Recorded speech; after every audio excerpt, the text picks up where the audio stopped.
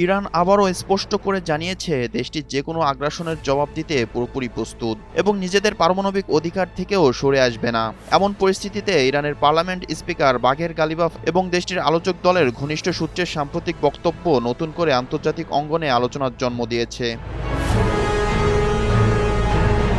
Ghalibaf বলেছেন, ইরানের সশস্ত্র বাহিনী যে কোনো হামলার জবাবে কঠোর ও উপযুক্ত প্রতিক্রিয়া দিতে প্রস্তুত। তার ভাষায় শত্রুপক্ষের ভুল কৌশল শেষ পর্যন্ত তাদের জন্যই ভয়াবহ পরিণতি ডেকে আনবে। তিনি দাবি করেন, ইরান সব ধরনের পরিস্থিতির জন্য প্রস্তুত এবং প্রতিপক্ষকে এমন জবাব দেওয়া হবে যা তারা কল্পনাও করতে পারবে না।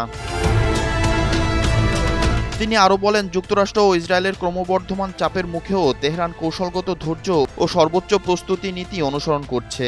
একই সঙ্গে ইরান শান্তি ও আঞ্চলিক স্থিতিশীলতা চাইলেও দেশের সার্বভৌমত্বের প্রশ্নে কোনো ছাড় দেবে না বলেও জানান তিনি। রেইনবো অ্যাক্রোপ্লাস্টে অ্যাক্রিলিক এমালশন থাকায় মুছে ফেলা যায় যে কোনো দাগ সহজেই। রেইনবো পেইন্টস, কালার অফ জয়।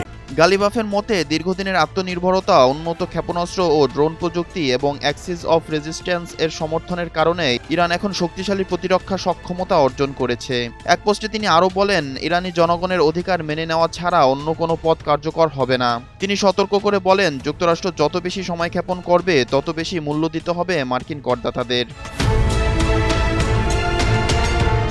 এদিকে ইরানের আলোচক দলের ঘনিষ্ঠ একটি সূত্র তাসনিম নিউজ এজেন্সিকে জানিয়েছে, পশ্চিমা কিছু গণমাধ্যমে প্রকাশিত খবর সঠিক নয়। বিশেষ করে ইরান নাকি সমৃদ্ধ ইউরেনিয়াম দেশ থেকে সরিয়ে নিতে রাজি হয়েছে এমন দাবিকে পুরোপুরি মিথ্যা বলা হয়েছে।